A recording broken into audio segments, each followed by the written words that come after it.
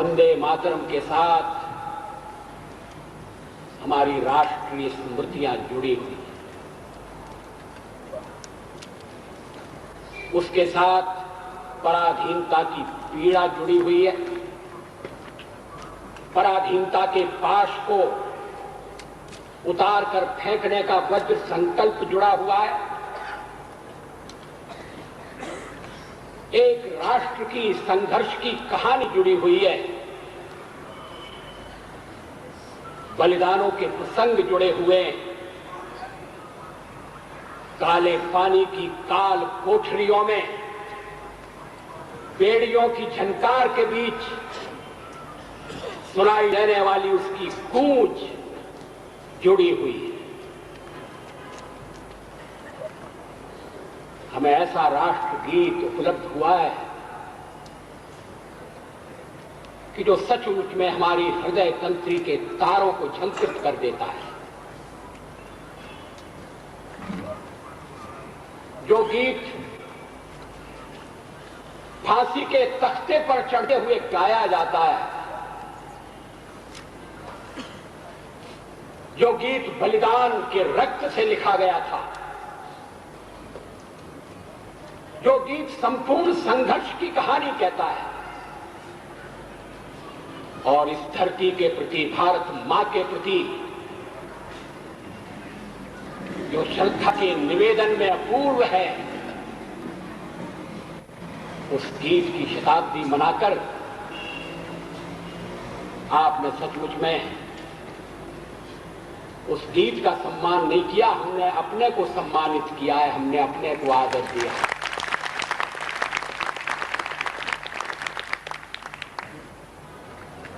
मैंने कहा आपसे कि बंकिम चंद्र की गणना ऋषियों में होती है।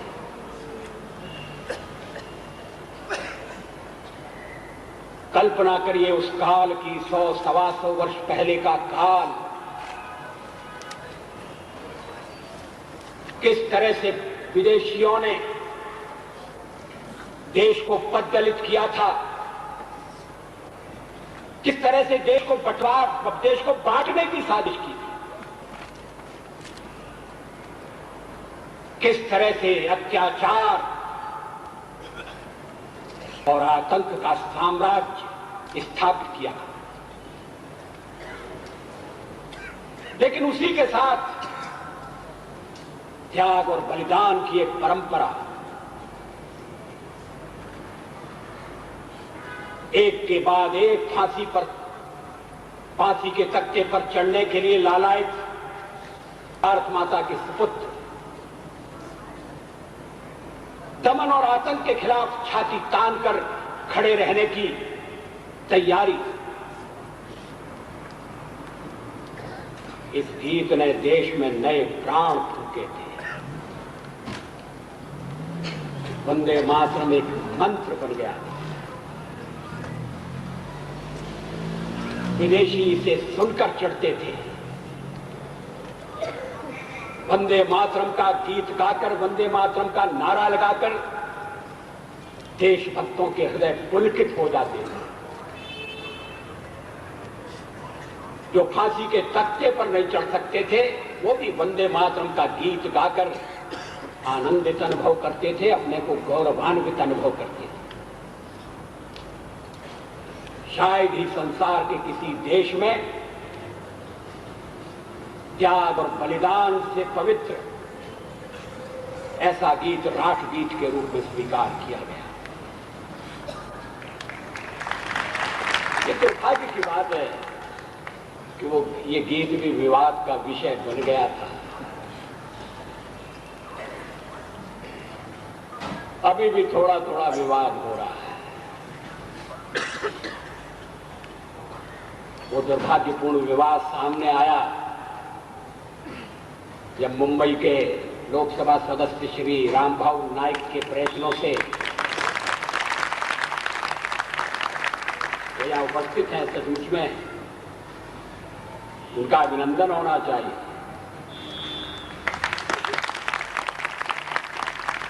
वो चुनकर गए तो उन्होंने इस बात का प्रयत्न प्रारंभ किया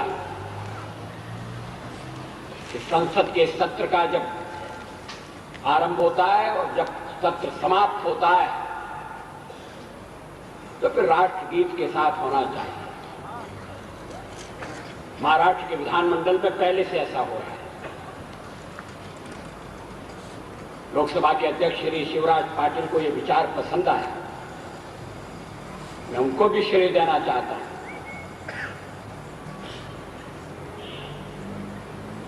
लेकिन सदस्यों में मतभेद था।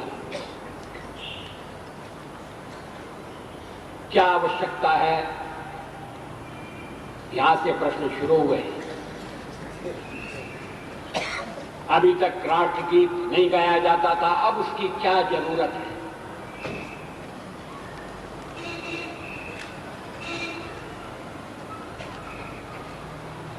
जब देखा कि यह विरोध का तर्क चलता नहीं है, अच्छा काम है जब शुरू हो तब से ही उसका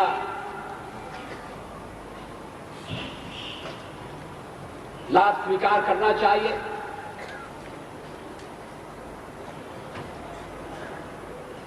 फिर कहा गया कि एक हमारी राष्ट्रीय धुन है, वंदे मातरम राष्ट्रगीत है,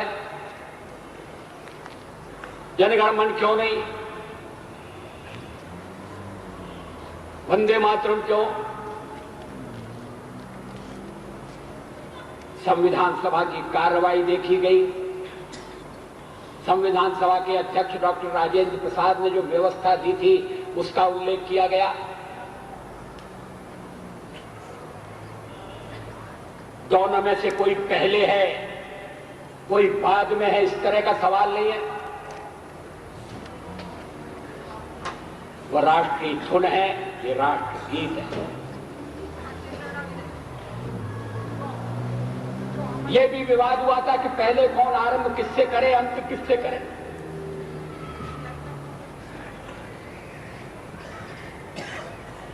और एक दल के सदस्यों ने तो कहा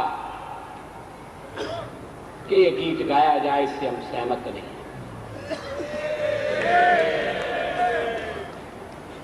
ये वही दल है जिसने पहले विरोध किया था पराधीनता के काल में। मनोवृत्ति बदली नहीं। पहले कांग्रेस के अधिवेशन में जब वंदे मातरम गाया गया तो उसका विरोध हुआ। मुस्लिम लीग के सदस्य नहीं, कांग्रेस में काम करने वाले मुस्लिम सदस्य विरोध स्वरूप उठकर चले गए। तो फिर गीत गाना रोक दिया गया, गीत गाना कम कर दिया गया। ये तुष्टीकरण की कहानी बड़ी पुरानी है।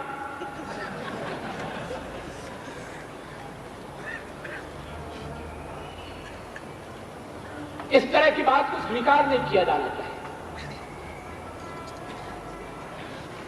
भारत की मां के रूप में वंदना करना ये मूर्ति पूजा नहीं है। अगर कोई कहता है कि हम मूर्तियों में विश्वास नहीं करते तो अपने विश्वास को अपने पास रख सकता है, उसके विश्वास को कोई ठेस नहीं पहुंचती। आखिर ये भारत मां है, हम मां के रूप में इसकी वंदना करते हैं। हम इसकी संतान है, हमने इसकी गोद में जन्म लिया है, हम इसकी आंचल की छाया में बढ़ रहे हैं। और ये संस्कार कोई आज का संस्कार नहीं है, ये परकीय राज्य के विरोध में पैदा हुई भावना नहीं है। महर्षि वाल्मीकि ने जब रामायण लिखी और उसमें लंका विजय के वर्णन के बाद उन्होंने एक प्रसंग का उल्लेख किया। प्रभु रामचंद्र ने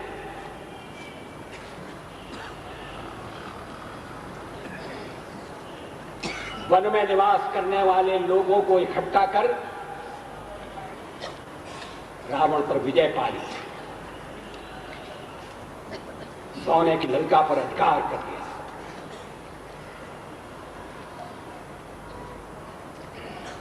लेकिन उन्होंने लंका को अपने राज्य में नहीं मिलाया। लंका का शासन विभीषण को दे दिया।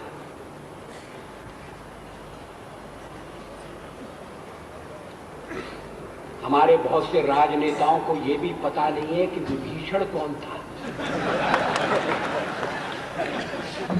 मैं नाम नहीं लूंगा, मैं इशारा कर रहा हूं, आप समझ जाएंगे।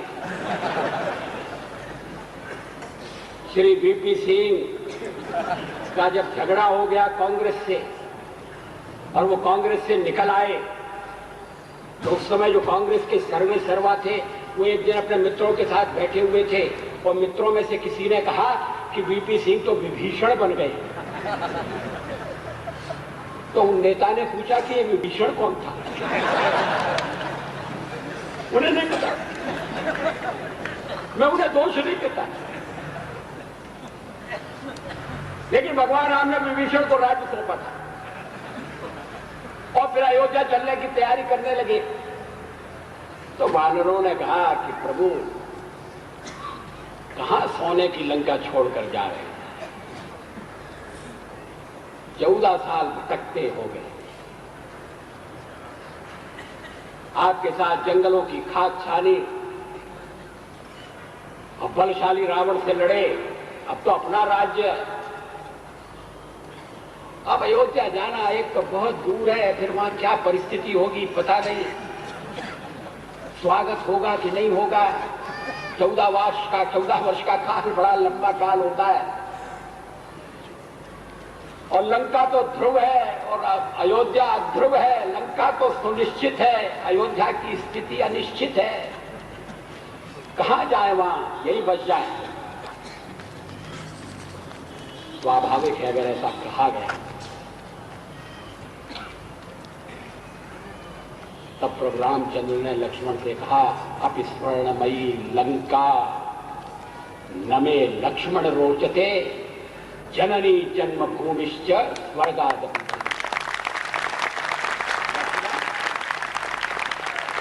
ये सोने की लंका मेरे मन को नहीं बांधती, ये मुझे पसंद नहीं है, ये मुझे रुचिकर नहीं है। जननी जन्मभूमि, स्वर्ग से भी जननी जन्मभूमि।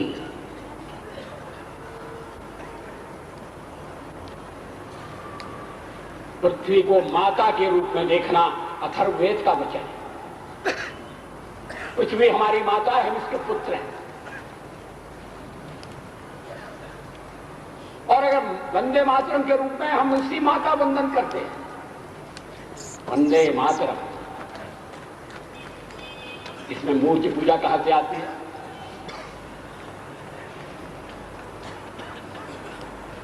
इस्लाम भी अपने ढंग से आदर व्यक्त करता है। जो हज करने के लिए गए थे वो मुझे बताते हैं कि वहां जाते हैं तो जो पवित्र पत्थर है उसको चूमते हैं, माथा टेकते हैं। नमाज पढ़ने के लिए भी धरती चाहिए।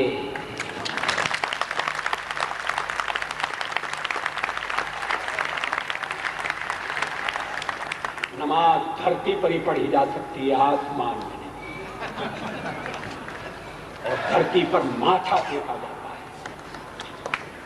और मुझे ऐसे मुस्लिम मौलवी मिले जो कहते हैं कि हम इतने बार नमाज पढ़ते हैं, लगातार नमाज पढ़ते हैं कि देखिए माथे पर निशान बन गया है। हम उनकी भावना समझते हैं, उन्हें हमारी भावना समझना चाहिए। ये मूर्ति पूजा नहीं है। आखिर मजारों पर चद्दरें चढ़ाई जाती हैं, क्या वो एक ढंग से पूजा नहीं है, आदर का प्रकटीकरण नहीं है? मुस्लिम देशों में और तरह की रीतियां प्रचलित हैं, हम उनकी आलोचना नहीं करते। हम सर्वधर्म समभाव में विश्वास करते हैं। कोई अगर अपने मार्ग से ईश्वर तक पहुंचना चाहता है उसका स्वागत है। ये बात अलग है कि मार्ग के बारे में प्रामाणिकता चाहिए, उत्सर्ग चाहिए, लोगों का हृदय जीतने का प्रयास चाहिए, बल प्रयोग से नहीं, जोर जबरदस्ती से नहीं। लेकिन वंदे मातरम में मूर्ति पूजा है, इसलिए हम उसका गायन नहीं कर सकते, यह हास्यास्पद है। इस तर्क को स्वीकार नहीं किया जा सकता। उस समय स्वीकार किया गया, एक गलती की गई, अब हम उस गलती का परिमार्जन कर रहे हैं। लेकिन आपको सुनकर ताज्जुब होगा, मुस्लिम लीग ने अंत तक, उसके सदस्यों ने लोकसभा में अंत तक अपने विरोध को वापस नहीं लिया।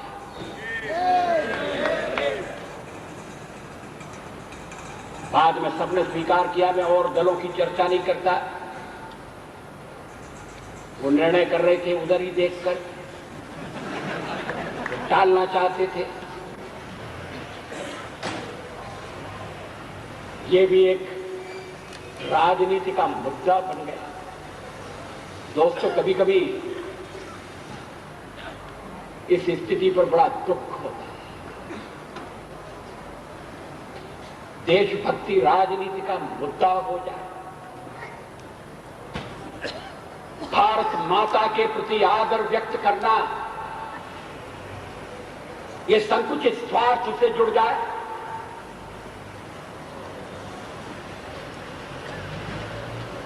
शायद इस तरह की वृत्ति अपनाने का ही हम दुष्परिणाम भुगत रहे। लेकिन अंत में हुआ, अब जो वंदे मातरम से संसद के सत्र की समाप्ति होती है।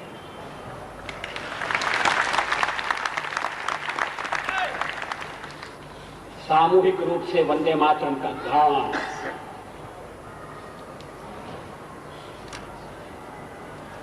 आनंद मठ में जिस तरह से उसका उल्लेख है और उस काल में जैसे वंदे मातरम गाया गया था, वो एक अलग विधा है, वो एक अलग शैली है, उसमें जोश है,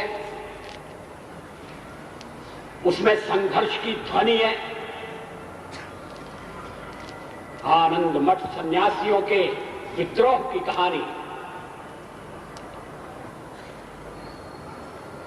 प्राय सभी देशों में और विशेषकर भारत जैसे देश में राजनीतिक परिवर्तन से पहले एक सांस्कृतिक पुनर्जागरण होता है।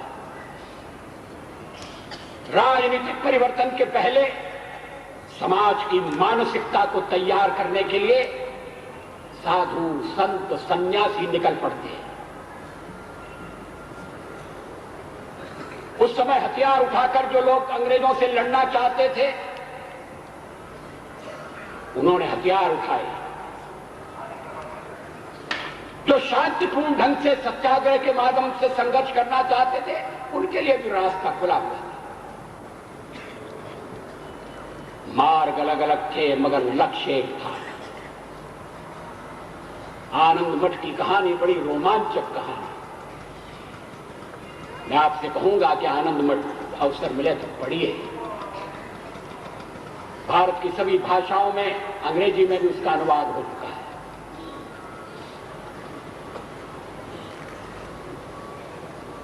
उससे परिस्थिति का थोड़ा सा परिचय मिलता है। आज वंदे मातरम को बड़े प्रभावशाली ढंग से गाया जाता है। एकल गायन भी होता है, सामूहिक गायन भी होता है, मगर हमें सामूहिक गायन को अपने देश में प्रोत्साहन देने की आवश्यकता है। हम मिलकर गाएं और केवल वंदे मातरम नहीं, वंदे मातरम तो गाना ही चाहिए, और भी गीत। हम मिलकर गीत गाने में कुछ पीछे हैं। और देशों में कभी भीड़ इकट्ठी है, लोग सामूहिक गाना शुरू कर देते हैं। वो गीत उनके जीवन से, उनकी धरती से, उनकी प्रकृति से, उनकी संस्कृति से जुड़े होते हैं। लाखों लोग एक साथ गाना शुरू कर देते हैं।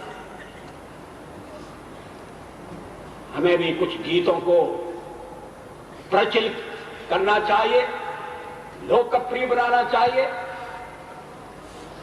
एक कंठ से गीत गूंजे, हमारे राष्ट्रीय संकल्प को प्रकट करें। वंदे मातरम मर्मस्पर्शी गीत है। मातृभूमि की वंदना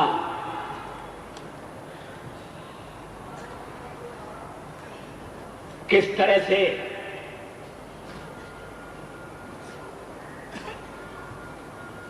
ये हरी भरी है, किस तरह से हरी भरी रहना चाहिए,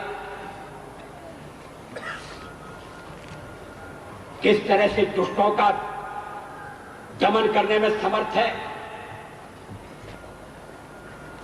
किस तरह से ये भूमि हमारे लिए धर्म है, ये विद्या है, सब कुछ है। स्वामी विवेकानंद ने इसी बात को अपने भाषण में प्रकट किया था जब उन्होंने कहा था, थोड़े समय के लिए हम और देवी देवताओं को भूल जाएं, भारत माता को याद रखें, भारत माता का स्मरण करें। इससे बड़ी देवता कोई नहीं, इससे बड़ा आराध्य कोई नहीं। और जब हम भारत माता की चर्चा करते हैं तो उसमें धरती आती है जो हमें धारण करती है, ये धरित्री है, ये वसुंधरा है। कभी हम प्रकृति के साथ जाति करते हैं तो प्रकोप भी हमें देखने को मिलता है।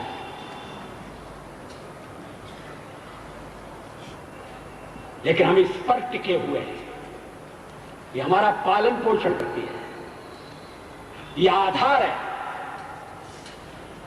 इसलिए धरती की रक्षा, ये धरती पवित्र है, धरती पावन है। सवेरे उठकर पांव रखते, पाद स्पर्शम क्षमस्व में मैंने पैर रख दिया, मां मुझे क्षमा करना। धरती के बारे में ऐसी पवित्र भावना, और इसलिए धरती का पूरा संरक्षण, उसको समृद्ध बनाना, हरी भरी बनाना। धरती के बांटने का तो सवाल ही पैदा नहीं होता। होना नहीं चाहिए। वैसी भूल है जो पता नहीं कब तक हमसे अपनी कीमत चुकाने के लिए कहती रहेगी।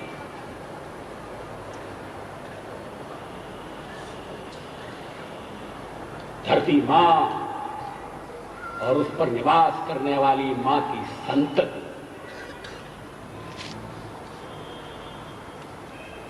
विशाल परिवार, अलग अलग भाषाओं में अपने को अभिव्यक्त करता हुआ, अलग अलग रहन सहन की पद्धतियां अपनाता हुआ,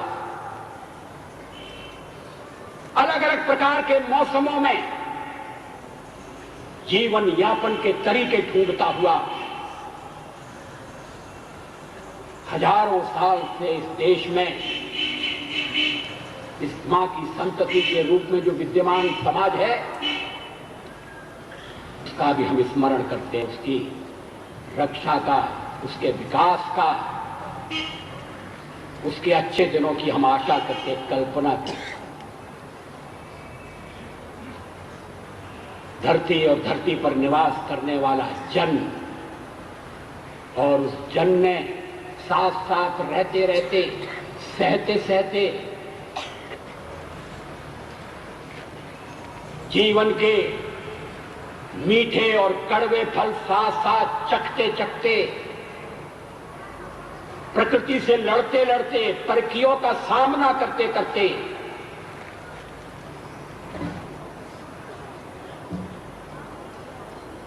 सृष्टि के सारे रहस्यों को भेदने की दिशा में निरंतर अन्वेषण करते करते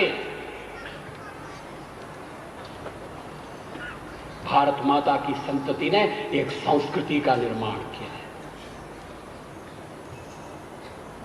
और जब हम मां की वंदना करते हैं तो धरती की वंदना करते हैं, इस धरती पर निवास करने वाली उसकी संतति की वंदना करते हैं, और उस संतति ने जो जीवन की पद्धति विकसित की है, हम उसकी रक्षा करने का भी एक तरह से अभिवचन देते हैं। हम उस संस्कृति से लाभान्वित होने की भी एक तरह से घोषणा करते हैं। वंदे मातरम मात्र गीत नहीं है, ये तो एक राष्ट्रीय संकल्प की उद्घोषणा है। ये पीढ़ी से पीढ़ी चलेगा। ये राजनीतिक परिवर्तनों से परे है। इसे सत्ता के संघर्ष के कारण खंडित नहीं होने देना चाहिए। ये एक यथार्थ है और एक सपना भी है।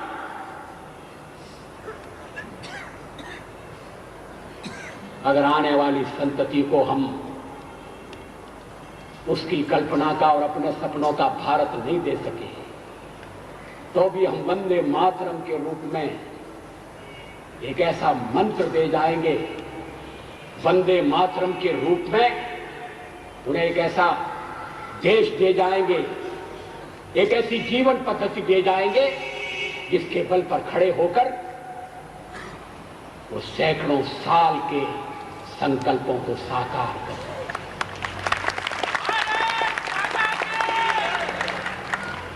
मित्रों, मैं तो आनंद मठ का एक पाठक हूं।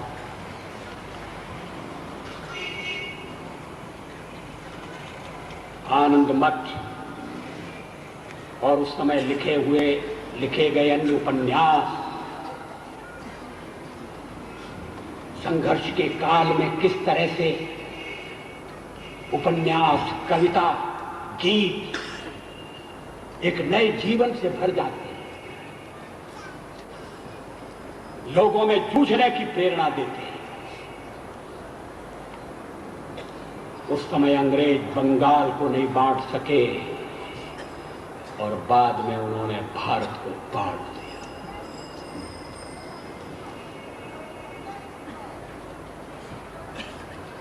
ये भी एक त्रासदी है। ये हृदय को चुभने वाला घाव है। आज राष्ट्रीय एकता और अखंडता के लिए जो समस्याएं पैदा हो रही है, कहीं न कहीं उनके मूल में वे देश का दुर्भाग्यपूर्ण विभाजन है।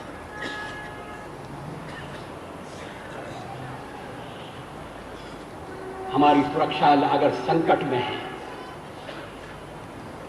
तो उसका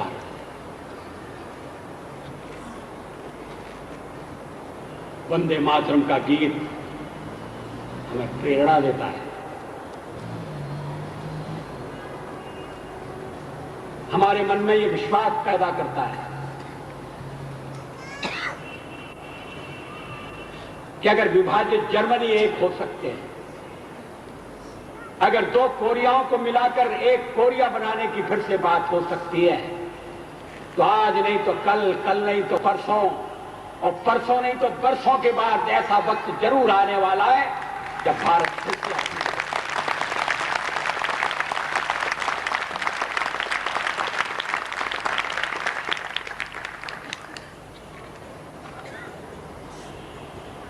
जो हमसे अलग चले गए हैं उनकी भी समझ में आएगा।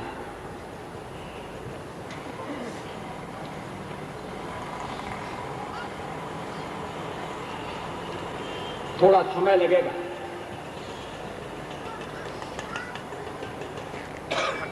आज हमें फिर से धमकियां दी जा रही हैं। एटमी हथियारों की लड़ाई का खतरा खींचा जा रहा है। एक दिन भाषण दिया जाता है एटमी हथियारों की लड़ाई का, दूसरे दिन उसका खंडन कर दिया जाता है। किसी देश की सरकार को इतना झूठ नहीं बोलना चाहिए।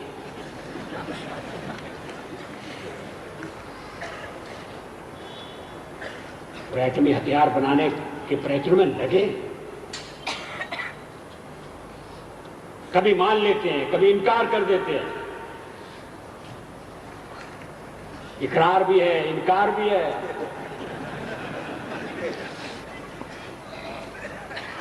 बेनजीर तेरे मन में क्या है? बेनजीर का मतलब है जिसकी कोई नजीर नहीं, जिसका कोई उदाहरण नहीं। वो दिल्ली में मुझसे मिलने आई थी जब विरोधी दल के नेता के नाते दिल्ली आई थी और कहने लगी, हमने सोचा वाजपेयी साहब चलो आपसे भी मिलते चले, आप भी अपोजिशन में हैं और इस समय मैं भी अपोजिशन में हूं।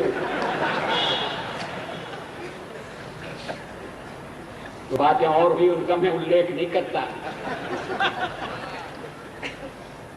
फिर अडवाणी जी आ गए और दोनों के बीच में सिंधी में क्या बातें हुई ये तो मेरी भी समझ नहीं आई।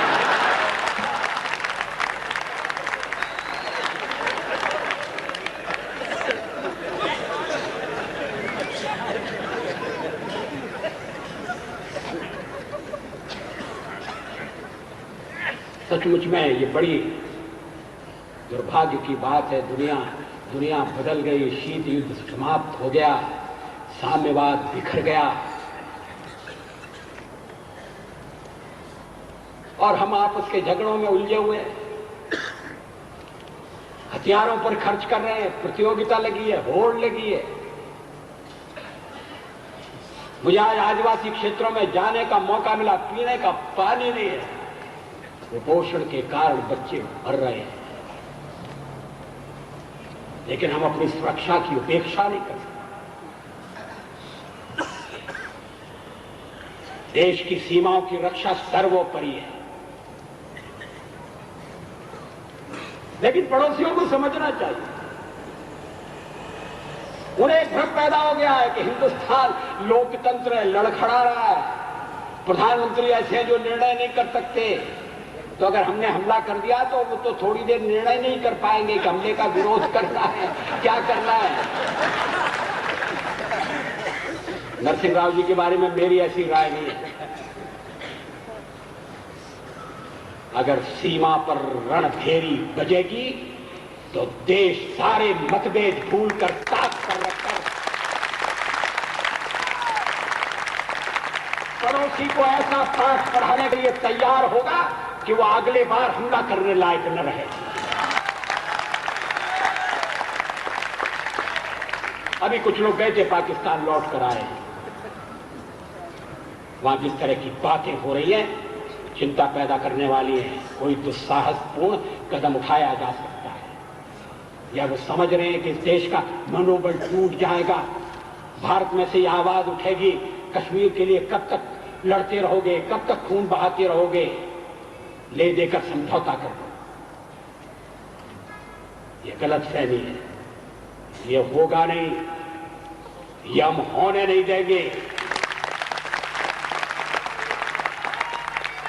एक बार देश का बंटवारा हो गया, हम लोग राजनीति में नहीं थे, अब हम हैं और दृढ़ता के साथ खड़े हैं। और केवल हम नहीं, अब सारे देश ने पाठ पढ़ लिया है। सारे देशवासी इकट्ठे हो जाएंगे, सरकार को प्रेरित करेंगे, सरकार को विवश करेंगे। देश की प्रादेशिक अखंडता के साथ और समझौता नहीं होगा।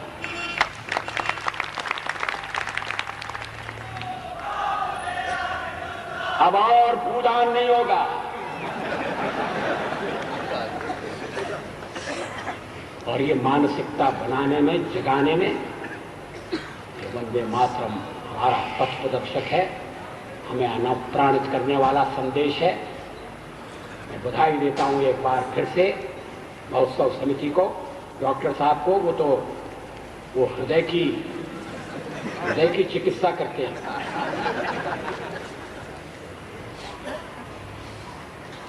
अगर कहा जाए तो वंदे मातरम हमारे राष्ट्र की हृदय की धड़कन को व्यक्त करता है। और ये ऐसा हृदय है जिसके ऑपरेशन की कभी आवश्यकता नहीं।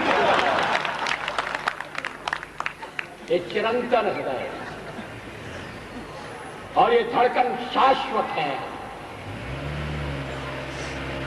ये काल की सीमाओं को पार कर चलेगी,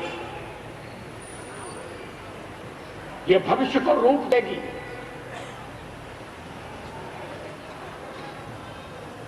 ये गीत हमारी आने वाली पीढ़ियों को भी प्रेरणा देता रहेगा। आपने इस गीत की शताब्दी का आयोजन किया, ऋषि बंकिम चंद्र को याद किया, मैं आपको बधाई देना चाहता हूं। सचमुच में विले पार्ले के लोग विलक्षण हैं। बहुत अच्छा काम आपने किया है। देश के और भागों में भी इसी तरह का अनुष्ठान होना चाहिए। साल भर ये कार्यक्रम चल सकता है। इसके लिए और भी कार्यक्रमों की आयोजना की जा सकती है। ये हृदय पर संस्कार डालने वाला कार्यक्रम है और संस्कार अगर सही होते तो देश थोड़े दिन के लिए भले ही रास्ता भटक जाए मगर अंत में अपने लक्ष्य को पाने में जरूर सफल होता है।